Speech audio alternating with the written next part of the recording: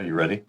I'm ready. Hey, what's up, nerds? Today we're going back to 1993, and the question we're asking is spicy enough to summon a djinn. Was Arabian Nights the first Universes Beyond set?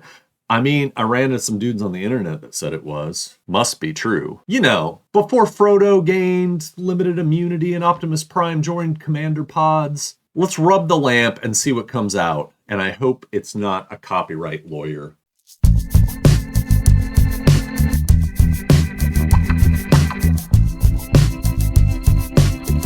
First, before we dive into it, let's talk Universes Beyond. You know what it is. It's Magic's snazzy branding for sets that take place outside of Magic's original multiverse. Like Lord of the Rings, Warhammer, Final Fantasy, Stranger Things, Fallout, and coming soon, Spider-Man.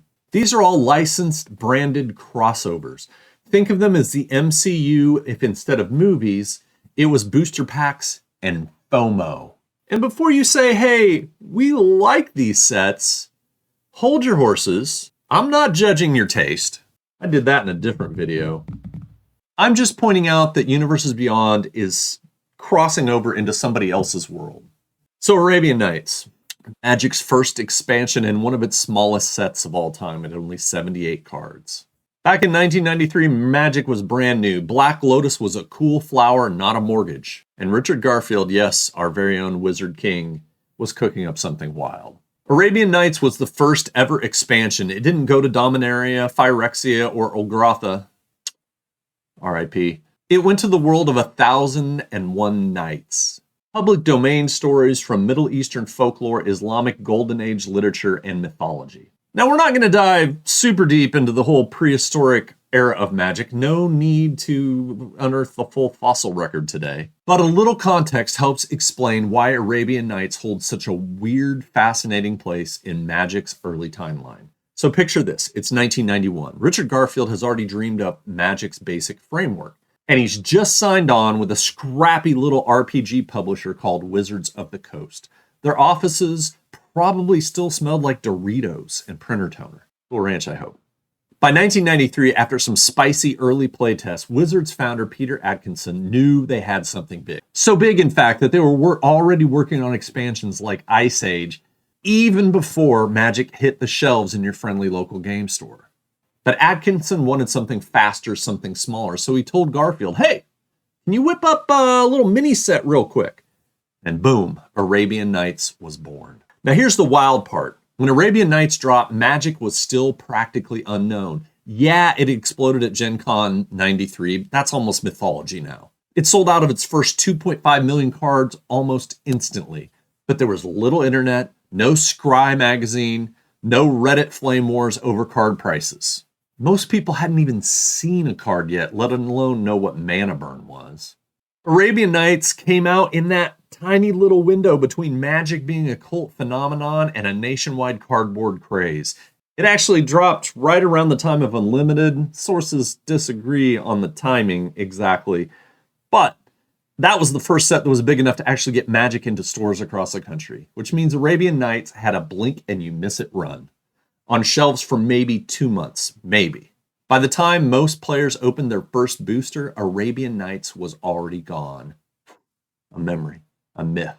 So yeah, the set wasn't just Magic's first expansion. It was a lightning in the bottle moment. Made up during a time when Wizards literally were making it up as they went.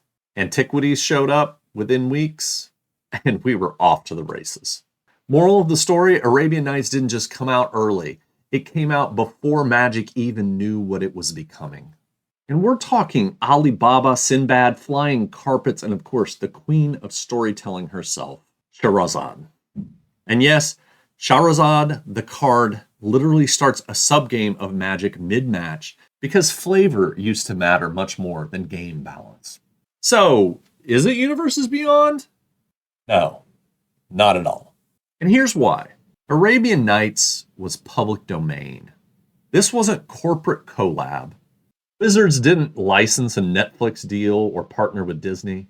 Arabian Nights was built from stories that have been passed down for centuries. Myths that belong to the world, not to Warner Brothers. This distinction allowed for a lot of creative freedom without the constraints of external intellectual property rights. That's a mouthful. They didn't just slap famous characters onto random spells. They built a setting. The plane was called Arabia. Richard Garfield imagined it as a place with 1,000 times 1,000 worlds. Layered, mysterious, totally unique. That's world building, baby, not brand synergy. Set was groundbreaking and it introduced several new mechanics and concepts that have been with Magic for a long time.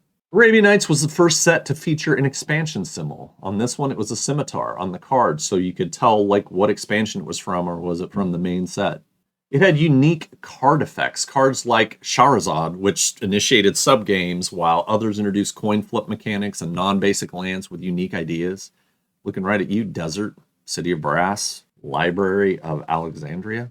These innovations showcase the set's commitment to enhancing gameplay within Magic's own framework and universe. Arabian Nights wasn't some bolt-on expansion, crossover, universes beyond item. The characters and spells were woven into the game's early identity. Juzám Djinn, Serendib Ifrit, and City of Brass became foundational cards, not novelty items. Let's be honest. This set was wild. Mechanics were all over the place. There was flavor text about scimitars, camels, and magical lamps. You had cards like Aladdin's Ring, Bazaar of Baghdad, Kurd Ape, Desert Nomads. A whole vibe, folks. It didn't care about synergy. It cared about atmosphere. And yeah, Juzám Djinn, pure menace, no keywords, just a nightmare on a black card with a big green face. This set wasn't designed by a focus group in a synergy bunker. This was designed by nerds who were just telling a story with stories that have been around for a long, long time. Now compare that to Rick from The Walking Dead or Frodo with all his many renditions and abilities. These cards didn't build Magic's world. They borrow someone else's and hope the branding carries the weight. Don't kid yourself, Timmy. Universes Beyond is designed to hook fans from outside the game. And hey, that works for sales. But it's a fundamentally different move than Arabian Nights. This is Magic the Gathering becoming Magic the franchise. So yeah, Arabian Nights left a permanent mark. It gave us City of Brass, it gave us Desert, it gave us Flying Men, Sandstorm, Old Man of the Sea, and an entire aesthetic that echoes still today. It showed us that Magic could travel, not across just planes, but through myth, through culture, through imagination. That's not Universes Beyond.